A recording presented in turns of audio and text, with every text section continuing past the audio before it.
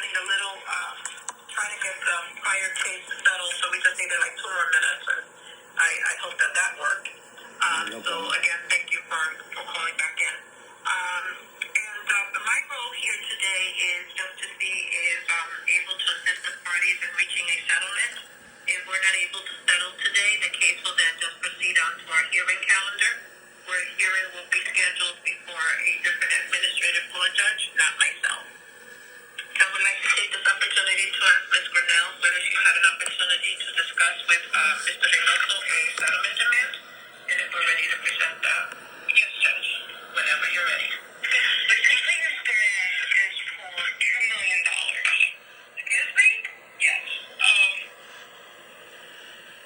And that is the check amount. That is the complainant's demand. And so what is that based on? But you know what? Before I even get into that, why don't I hear from Ms. Cabrera whether she has any questions regarding the demand and what respondent's position is on that? Before thank you, Your Honor. Yes, I mean, my question on behalf of respondent would be, what is the basis of that calculation of damages? That's usually what I ask, but okay. So, Ms. Grinnell, how did we reach $2 million? Well, Judge, Mr. Reynoso and I have difference of opinion on this, and so this is really a demand that he's come up with, so perhaps you could direct a question to him.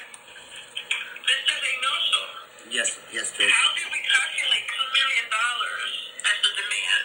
Because remember, this is a settlement, so this is where we come to compromise what our actual, what we think we would be entitled to. So if you were to go to a hearing, going to work on the assumption that you think you would be able to recover more than $2 million, and that this is your compromise demand. So we just need to be able to understand your demand.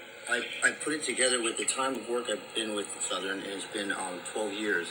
My income was at 200 and maxed out to 230 plus a year. I came up with my my condition to discuss with the Human Resources Vice President Beth in the month of October 2016, in the early part of the month, and less than 3 weeks later, she terminated me based on my condition. I felt that it was through an email. It was slapped to my face, and it destroyed my life career from that point to this point, and that's priceless. As far as the amount goes, I feel that I did that job as top rep within the top 5 of all the reps in the city, which I was hired for, and I proved myself for those years. I would be able to do it again. I would have been able to do it again if this would not have happened, and for another 12 years. So I'm basing my amount on the loss of income that I would have gained if I stayed for another 12 to 15 years, and that would be up to $2 million. That was what I stated from... I'm sorry, Your Honor. That's what I stated from the first week after it happened, is to settle out from the first go, and this is the third round, and I'm not changing it. I haven't changed it. I haven't increased it, and I haven't decreased it, so it's been the same, and they've been aware of it. Okay. All right, but actually, whether they're aware of it or not, I'm not. And that's why we schedule these. We try and schedule these conferences before we schedule the case on for a hearing, because sometimes it helps us, resolve some of the cases before it goes on to a hearing. So if I'm understanding your demand correctly, what you're saying is you were earning $230,000 a year. Correct. And you feel that you are entitled to be paid for the next 12 years. Yes, because they've That amount. Yes. Okay. And you feel that you're entitled because that would be what we would call, I guess that would be a portion of back wages, right? Yes. What you would have earned from the time you were terminated till now, which actually has not been a year yet. Oh, yes, I'm sorry. It has. I'm looking at the wrong year. And then you're also looking for